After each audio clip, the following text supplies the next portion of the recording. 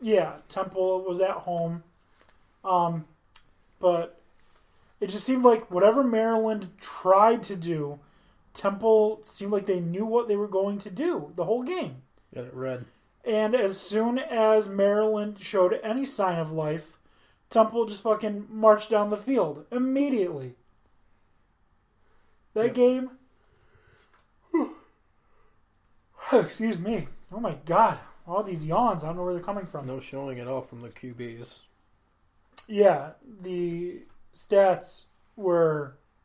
Pathetic. Yeah, so Josh Jackson, Yep. 15 of 38, 183 yards, a touchdown, a pick. The running game is where Anthony McFarland really took over. Got the touchdown. Right. Longest. Yeah, not a bad outing on his part. No. But Temple... Need coffee? Excuse me. No, I don't drink that shit. Temple, quarterback Russo, 20 of 37, 277 yards, 3 touchdowns, 1 interception. Good ratios. Yep. Running, 92 plus 82. That's 174 minus 24 yards, 150 rushing yards. Temple wins the game 20-17 on a goal line stand, which was just insane because Temple somehow, from their own fucking end zone, punted the ball 7 yards and Maryland didn't score. The ball went 7 yards. Let me pull up the highlight of it? Yeah. Let me see if they have like the oh, they don't. Okay. Whatever. Pathetic. Yeah, it was 7-yard punt, not good. But Temple comes away with the win, upset over the number 21 Maryland. The next game, same situation as the Ohio State game, pissed me off. It was literally on every fucking TV at one point, except the one that was directly in our booth. That was the Notre Dame New Mexico game. Notre Dame won 66-14. Like, was there ever any doubt that Notre Dame was going to win that fucking game? Not much. No. Why did that game need to be on every goddamn TV? Well, for some reason, it just seems like there's a ton of Notre Dame loyal followers. I've never really understood Well, because they're the Catholic school, Yeah. and they're old school, and, you don't know college football if you're not a fan of Michigan or Ohio State or Penn State or Notre Dame. Like, it's just... Yeah, just because it's one of those classic schools. They promote it doesn't mean we necessarily have to like it, kind of thing. But yeah, another shellacking. It's not even worth going over anything, really. No, I would put that one to bed. It's just came, took care of business, and that was it. Yeah. The next game was another blowout, but it seemed like it was a lot closer for most of the game. Bama? Alabama, South Carolina. Alabama wins 47-23. Tua Tagovailoa, 444 passing yards, 5 touchdowns, no interceptions. Ryan Helsinki, the quarterback for South Carolina. If you're thinking, Helsinki, that last name sounds familiar. His brother played at Washington State and killed himself last year. Yes, so he's the brother of the Washington State quarterback who took his own life. Yep. All right. So 324 yards, 2 touchdowns, 1 interception. Not horrible. No. Not horrible at all. But not enough To overpower powerhouse Bama. Of course not. No. Not enough to overpower Alabama. How surprising. A week ago, Stanford was ranked in the top 25. Then they got their asses kicked twice in a row. First by USC, this time by Central Florida, in fact. So, KJ Costello, 199 passing yards, 1 touchdown, 1 interception. But Central Florida, Dylan Gabriel. So their third-string quarterback. Scary. 4 fucking touchdowns, no picks. 22 of 30, 347 yards, as you said. 4 touchdowns, no interceptions. Rushing game. Got the couple top tier. McCray, Killens. Yeah, McCray he's good. Anderson. Yep. Otis Anderson. Is he related to the Otis Anderson that used to play for the Giants? Probably. Potentially. We were wondering about Singletary too on the Bills. Is he related to Mike? Yeah. Maybe. Gotta find it out. But I mean, yeah, so I mean you had this rushing game here, Central Florida, where it seems a lot, there's a couple disappointments at the very bottom there, but for the most part seem to iron out. The disappointments are quarterbacks. Yeah, Jones here for one play, negative 24 yards. Yeah, he's a freshman quarterback. So, he's the fourth-string quarterback. Quadri Jones. Dump it off. Yep. Get rid of it. Yeah. God damn. Yeah. Well, so, Stanford, what's going on with Stanford? Is this more impressive for Central Florida, or is this more disappointing for Stanford?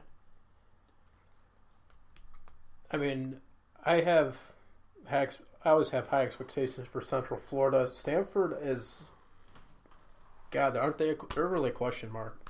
They are. I mean, I really thought I couldn't believe, honestly, being a USC fan, I was even surprised that USC took care of them so easily this year. It wasn't even a contest. No, and we'll get to USC in a couple minutes. Yeah, but no, I mean, just it seems pretty. I mean. They look bad. Yeah. Like, Bryce Love was good. Yeah. Nothing at Stanford right now is. It's not. Ian Jones, effort, touchdown, but it's going to take a lot more than that to, bounce back or even be competitive, it seems, for them this year. Right. We'll see. When you have a quarterback on the other team who runs one run for negative 24 yards... You'd think you have a fucking chance, right? Yeah. But apparently not. No. I said we're going to hear about this game in a couple minutes. It's actually more like a minute. A thrilling game. Maybe not for you, but it was a great game. You're talking BYU USC? right? Yeah. USC goes into Provo, Utah, as the number 24 team in the country and comes away with a loss. Yep. All right. BYU 30, USC 27. A couple things. Well, this game went to overtime. It was really good. But I'm not sure that interception, he actually caught it. Mm-hmm. It looked to me like the ball was in his arms, hit the ground, and turned sideways a little bit, which to me indicates incomplete. I saw the same angle. I was almost, we're like, well, is there something there, seeing that. But yeah, right on it seemed like was incomplete. Yeah, but I mean, it's tough to be a referee, I understand, and if you call it incomplete, you have to be able to overturn it. I could see why they say they couldn't do that. I just don't think that, I don't think he caught it. But just enough to screw up my parlay. Oh, yeah. God damn USC. Well, the Cowboys covered, but Penn State didn't, so that cost me like $18. Really? Yep. I thought you didn't put just 5 on that? No, I did, but I could have won 18. Oh, you won your... Penn State had just fucking covered. Yeah. Anyways. We should have known better. Should have known better. But, I mean, Caden Slovis, 24-34, 281. What a fucking name, right? 2 touchdowns, 3 interceptions. That's a problem. Rushing game was very, for the most part, inactive. Well, I mean, I wouldn't say that. They ran for... Yeah, and Malp with the touchdown. Yeah, well, let's see. That's 90. It's 149, 151, 171 rushing yards. Average 3.8. That's not bad. Average, yeah, not phenomenal though by any means. They pretty much equaled what BYU did on the ground. Actually, I think they did more. Pittman, nine receptions for 95 yards, 2 touchdowns. They were, being a 5.5, or I think it was a 5-point favorite. They were in it the whole game, it seemed, but, literally kind of just choked at the end, I guess. It was a back and forth game. Is this going to shake up USC now? I believe it will. I think, Oh, yeah, because they lost to an unranked team. They're out of the playoff. Yeah. And it's to the point now where, I think this is like the wake-up call saying, as we get into division play, look out. Fire our coach. Yeah, that too. At least you don't have James Franklin. Yeah, we don't want him either, so. He sucks. All right, guess we should get into that game now. All right, Penn State, 17-point favorite. They host Pitt.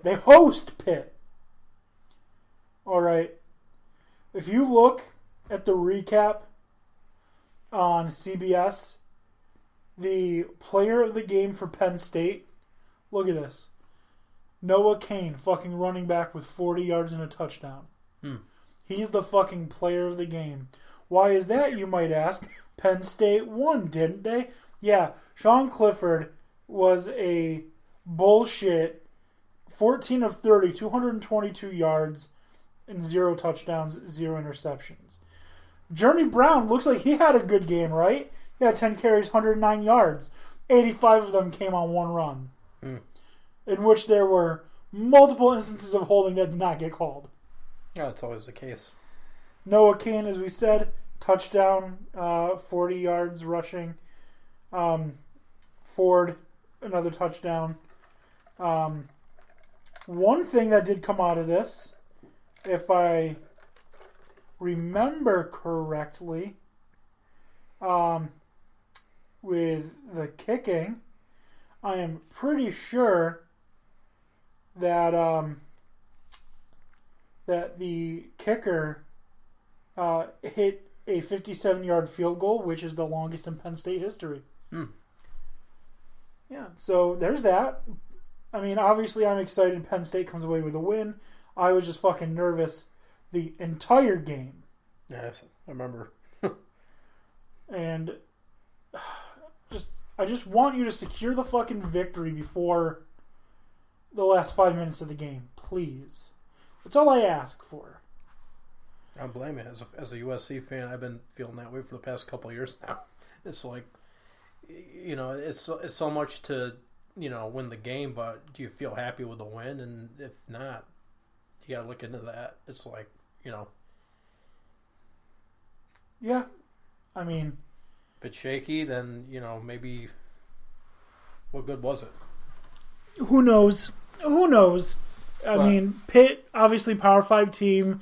That's not horrible. Pitt, on the other hand, is a bad team, so that is horrible. Yeah, I was going to say, shit. You have 25 carries for 24 yards. Who? Pitt. Oh, yeah. Yeah. Team total. It's like, if you were to look at this on paper, it's like, really? This is, all it was, but obviously, receiving 35 receptions for 372 yards. Average, by the team was 10.6 per catch, but no touchdowns. Right. Yeah, Penn State should have easily secured that, I'm sorry to say. They should have. But they didn't. They still won. Especially after last year. What was it, 56 to... It was 63-10. Yeah. Unreal. Very unreal. Just enough to screw things up. Exactly. But as bad as you might feel for USC? No, for Penn State. Yeah. It could be worse. You could lose the way Michigan State did. So, crazy final play. Michigan State goes to tie the